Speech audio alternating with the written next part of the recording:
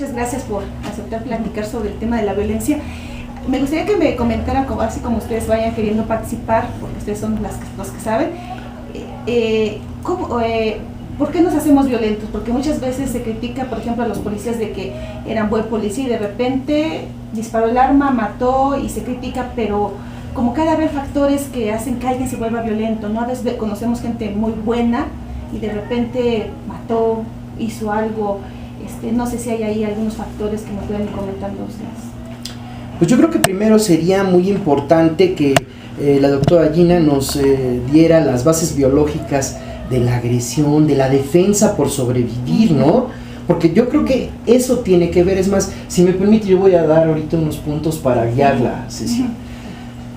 Sucede que en la vida natural prácticamente no existe la agresión. Más bien existe la defensa de la vida. La agresión como tal, esa uno la identifica, ¿verdad?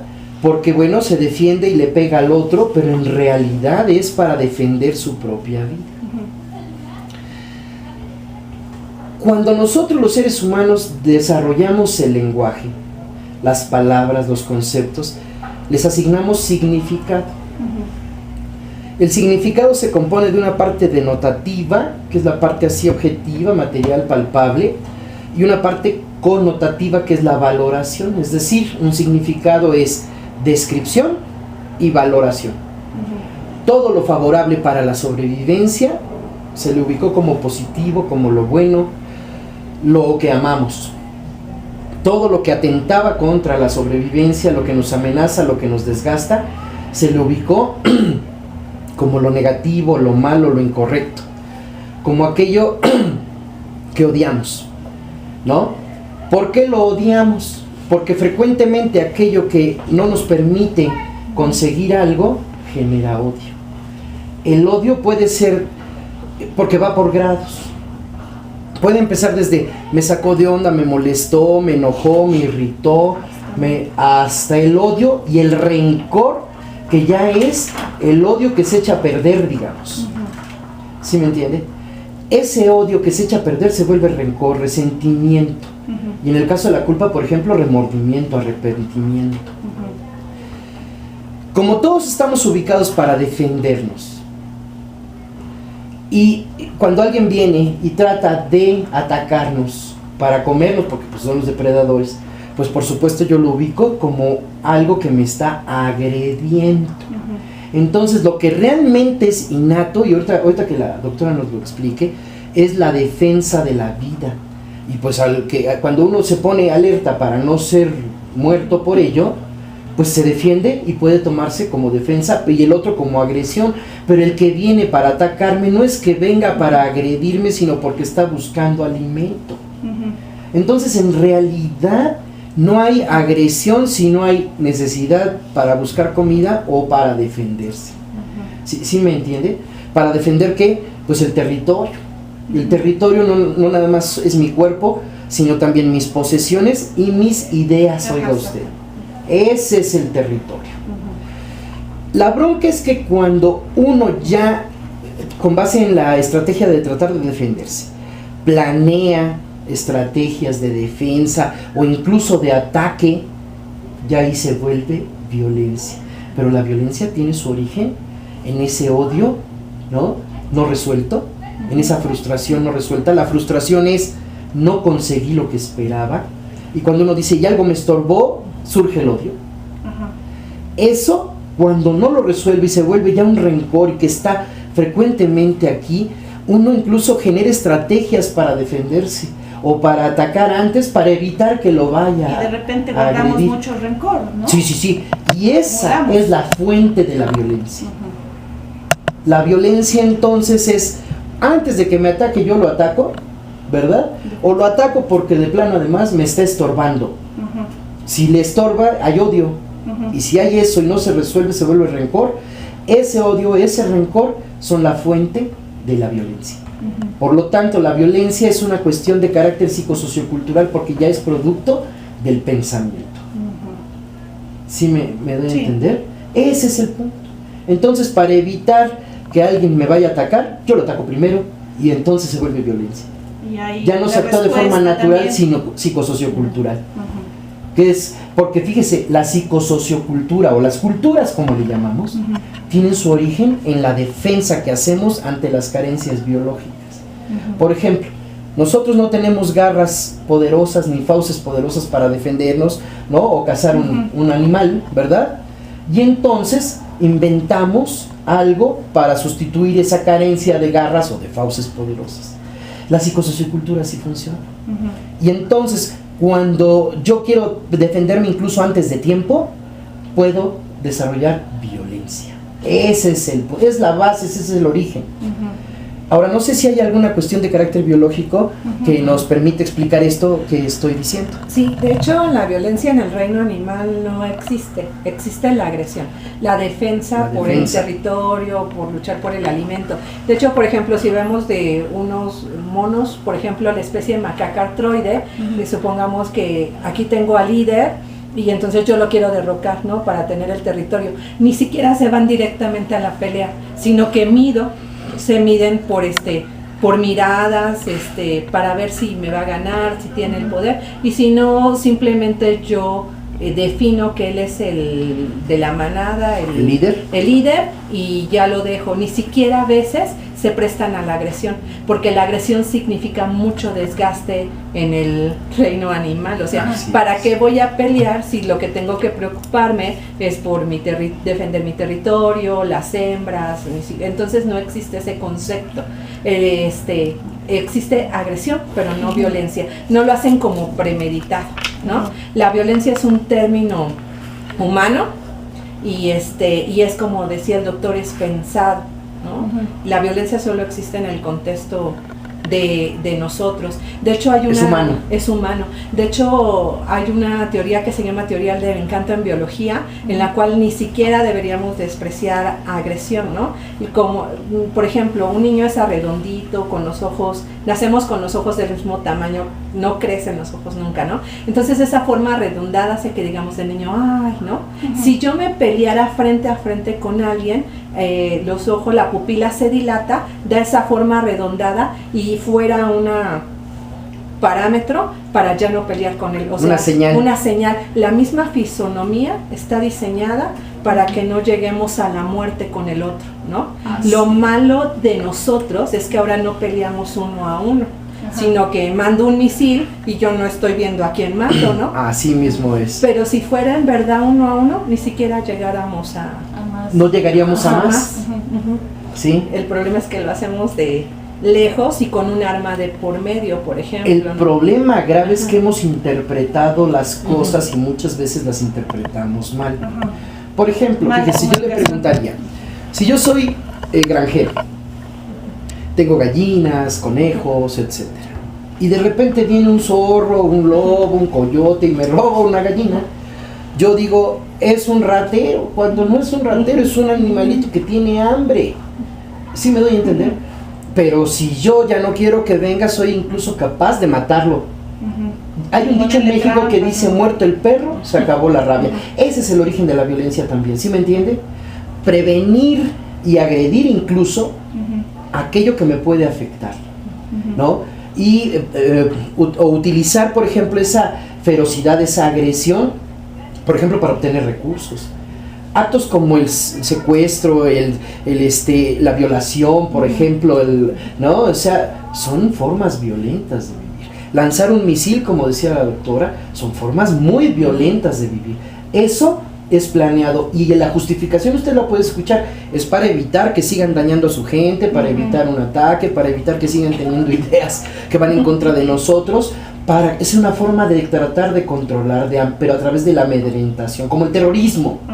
Y una persona puede nacer ya con algunas cosas que le detonen esa violencia, que dicen, ay, es que creció es hijo de un padre violento y entonces también él es violento. No sé, se aprende, se nace, se puede imitar la estrategia que se observa en el padre o en el medio donde se desenvuelve.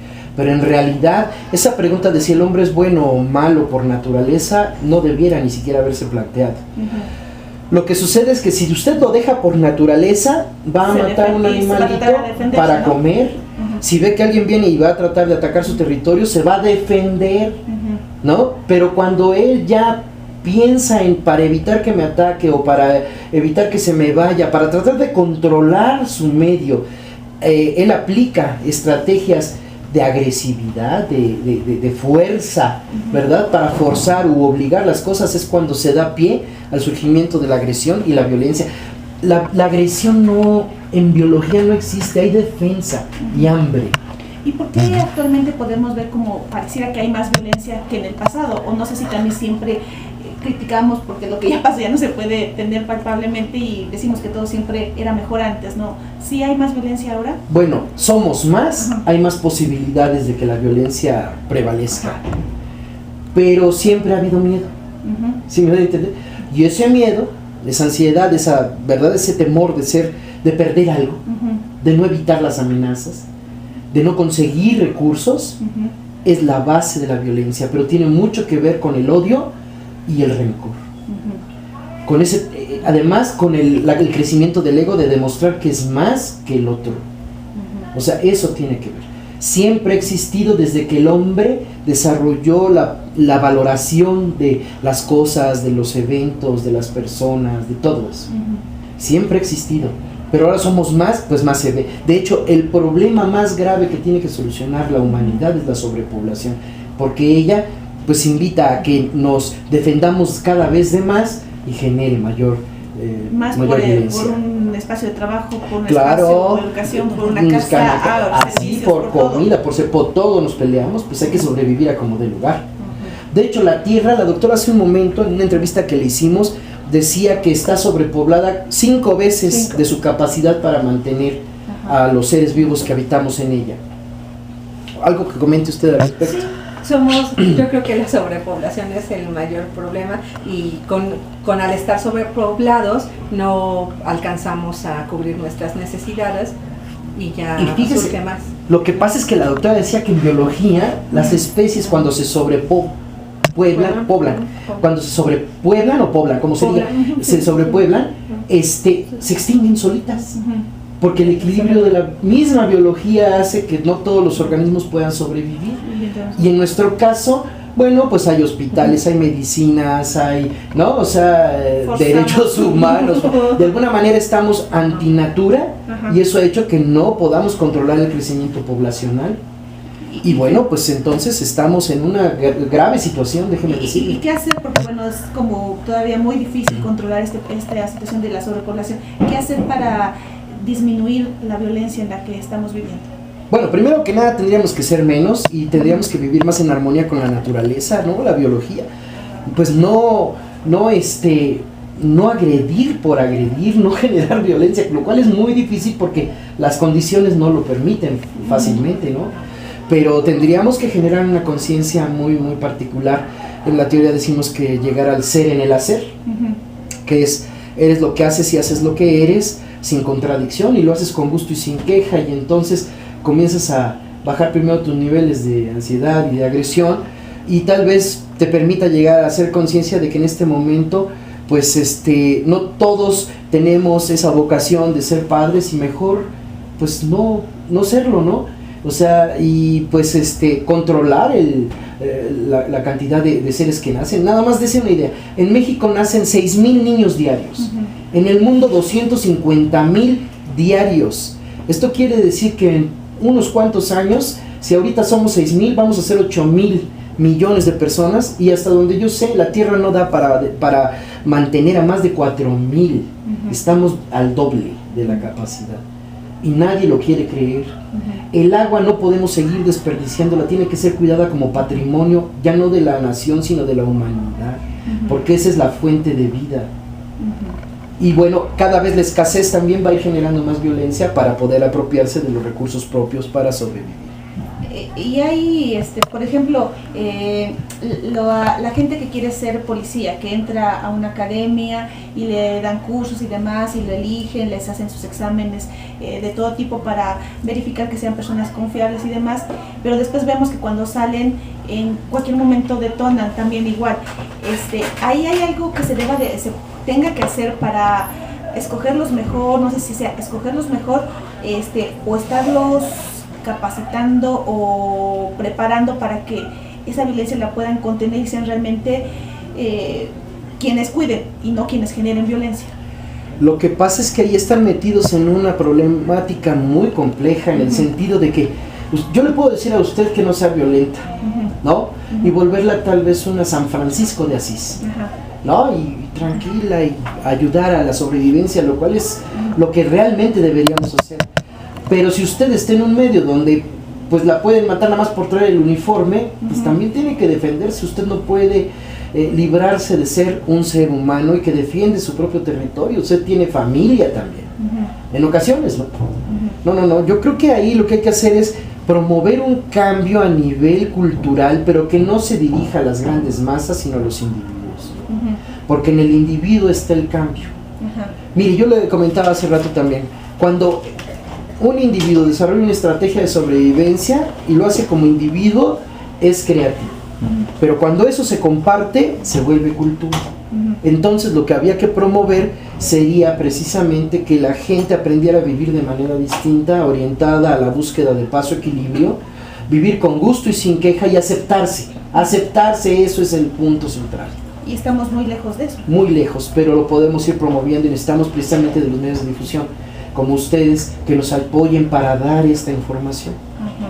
Sí, de hecho, esto va a subirse al canal de televisión de Cultura y Personalidad de la Facultad de Ciencias de la Conducta de la Universidad Autónoma del Estado de México, y lo vamos a difundir como una llamada de urgencia, de alarma, de emergencia, porque ya no podemos seguir viviendo de esta manera. Necesitamos irnos un poco más a la biología, ¿no cree usted, doctor? Sí, regular más las poblaciones. Y ahorita que decía una estrategia, a veces pensamos que, no sé, cuando entran a la escuela nos dan una plática de motivación y creemos que dura como los 6 meses siguientes, ¿no? Y en realidad parece que nos necesitamos retroalimentar más seguido, estar pensando, estimulando. Entonces, los cursos, por ejemplo, hacia las personas deben de ser casi como ir a misa, ¿no? Cada 8 días para estarse retroalimentando y no dejarlo para un principio o para cuando se presente un evento extraordinario. Parece que nuestra psique necesita una retroalimentación muy constante. Y entonces resulta poco fructífero, por ejemplo, ahora lo que se estuvo haciendo, que finalmente ya no se concluyó, estos exámenes que les hacen a los policías para su perfil psicológico y garantizar que sean personas centradas, ¿sí? Personas que puedan defender a la población, no sirve de mucho. O sea, esas evaluaciones, cuando en cualquier momento puede cambiar, si están en este ambiente que comentaba, tan violento, ¿sirven o...? Mire, no, yo no le puedo dar una opinión al respecto porque no conozco los instrumentos. Lo que sí le puedo decir es que lo que sí se requiere para ser policía o ser carpintero, arquitecto, albañil, profesor, médico, tortero, taquero, lo que usted quiera es vocación. Tener un talento, una predisposición a ello y hacerlo sin pena, sin vergüenza, sino con gusto y sin queja. Ese es el punto. Yo no le puedo decir, no, es que los instrumentos, yo no puedo hablar sin bases, yo no conozco los instrumentos.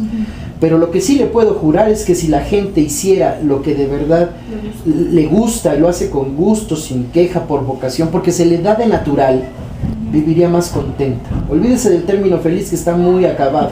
Mire, le voy a comentar.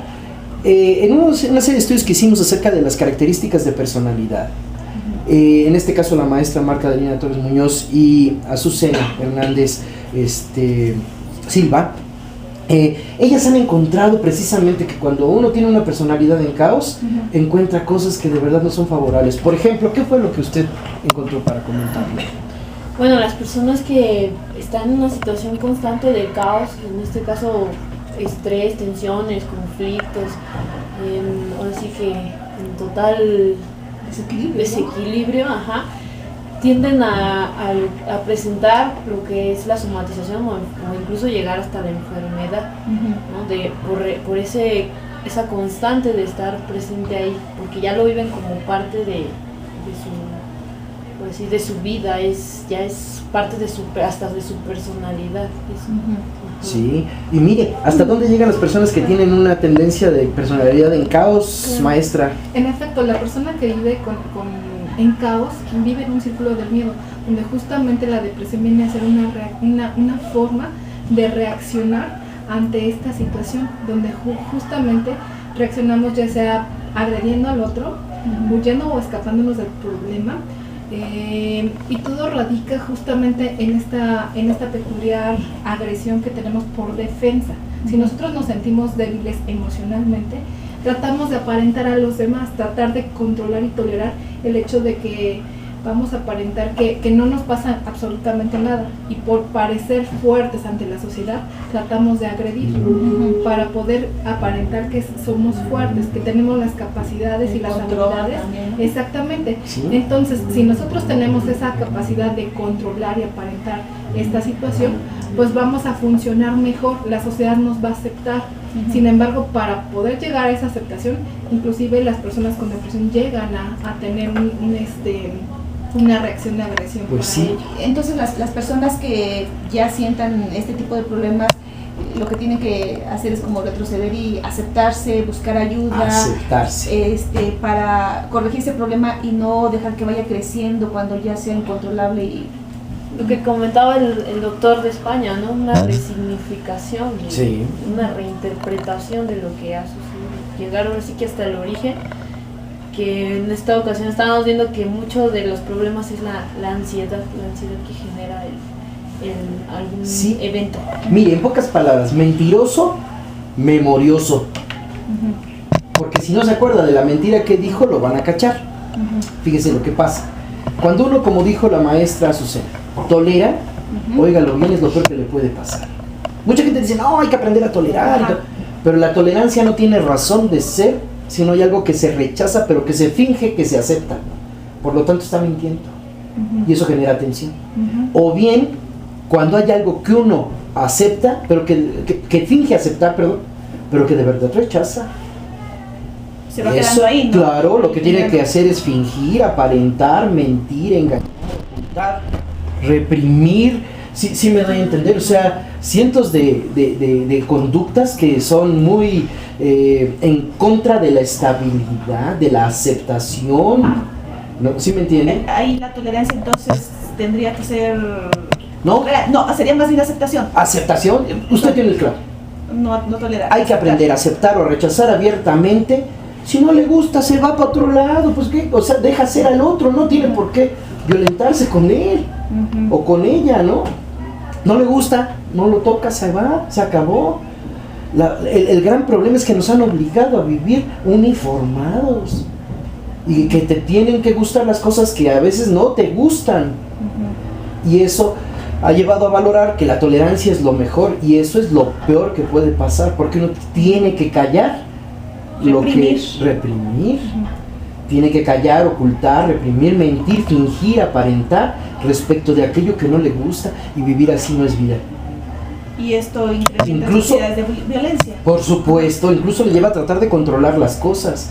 Y entonces surge la obligación, la fuerza, el condicionamiento, el si tú no lo haces, yo tampoco.